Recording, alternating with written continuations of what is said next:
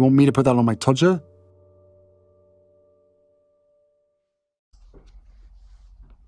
Harry's wife. Her ex-boyfriends. Narcissists invariably have a long list of exes. Often these are that list of former intimate partner primary sources, the ex-spouse, the ex-boyfriend or ex-girlfriend, as a consequence of the fact that the narcissist has a difficulty in sustaining relationships, sometimes because the victim escapes them, but more usually because the narcissist jettisons the individual and moves on to somebody else post-haste.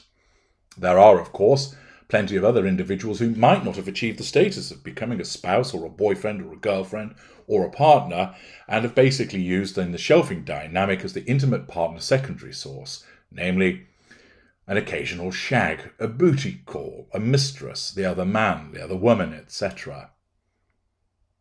Somatic and elite narcissists are the ones which have the longest lists because they utilize relationships with the higher turnover and, of course, utilize sex as a major weapon of seduction. All narcissists, of course, are capable of cheating, but it is the somatic and the elite which will invariably do so in a physical or sexual manner. Narcissists have this long list of exes because of the necessity of change. Invariably, a disengagement trigger occurs, resulting in the narcissist shipping that individual out, and then the necessity of the narcissist having a new intimate partner primary source. The narcissist needs a new intimate partner primary source because that's the most effective way for the narcissist to achieve the prime aims. Of course, the narcissist will look to obtain the prime aims from everybody they are involved with, but in the same way that you do most of your food shopping in one place rather than through 100 different stores, the narcissist wants one person who is easy to control, who provides most of the fuel, who provides most of the character traits and residual benefits. And in the circumstances, that means that one person is selected. One person, of course, is easier to control than 100. Accordingly, one person becomes the intimate partner primary source, but invariably they fail in some way.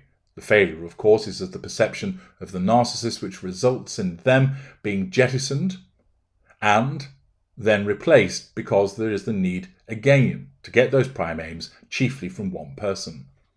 If you'd like to understand more about the constitution of the narcissist fuel matrix, you would do no better than to read my book, Pipelines, and also Understanding Changes to the Fuel Matrix, which explains to you, first of all, how different narcissists have their fuel matrix constituted, and then what happens when changes occur. It's fascinating material, and you can find that material in the Knowledge Vault. But what about Harry's wife? Well, an article by Epic Stream touches upon her ex-boyfriends, posing the question, who did the Duchess of Sussex date before Prince Harry? The article by Jonalyn Cortez commences by explaining that Prince Harry's dating life was an open book. Thanks to the British media, everybody knows whom he dated, from Chelsea Davy to Cressida Bonas. But what about his wife, Harry's wife? Harry's wife was once married and divorced, but who are the other men in her life? Sean Zakin. A list by The Sun noted that the former actress had a 6-month relationship with Sean Zakin, a comedy writer, producer and actor, in 2003. The two met at Northwestern University in Chicago and dreamed of making it big in Hollywood, often joining audition lines together. Zakin was seen on Mystery Girls, Nail Files, and made a cameo appearance in Sex and the City. It's not clear from this information whether he escaped her or whether she disengaged from him, but it was only a short relationship of 6 months, meaning a short golden period before devaluation kicked in very quickly and disengagement followed thereafter. This is highly likely to be the case that if she was the one that disengaged from him, that he proved too difficult to control. Steve Lepore is listed next. Harry's wife also had a 5-month relationship with the college basketball star Steve Lepore while still at the university.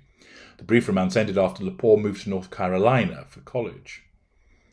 Assuming, therefore, that he had the status of intimate partner primary source, it was broken off, it would seem, essentially because he escaped her and proved too difficult to control thereafter, because he moved to North Carolina, and therefore the distance wasn't worth covering in order to continue to assert control over him. Brett Ryland. The Duchess of Sussex also had a 5-month relationship with fellow actor Brett Ryland. She reportedly ended their romance. Again, this is a short period. Some relationships with narcissists can last decades. This doesn't mean that it's a successful relationship, far from it. What it means is that the relationship has a golden period, which is somewhere between 6 to 18 months, sometimes a bit less, sometimes a little more, and then enters sustained devaluation. And thereafter, it can last until death, if there's no escape or no disengagement. You have the roller coaster relationship of the up and the down, with devaluation, respite period, devaluation, respite period, until either there is escape, disengagement, or if neither of those two things happen, then the relationship continues until death. Interestingly, 3 relationships have been mentioned here, and none of them got beyond 6 months.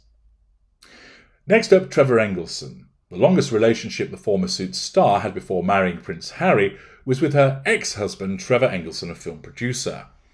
The ex-couple met in 2004 and dated for 6 years before they got engaged in 2010.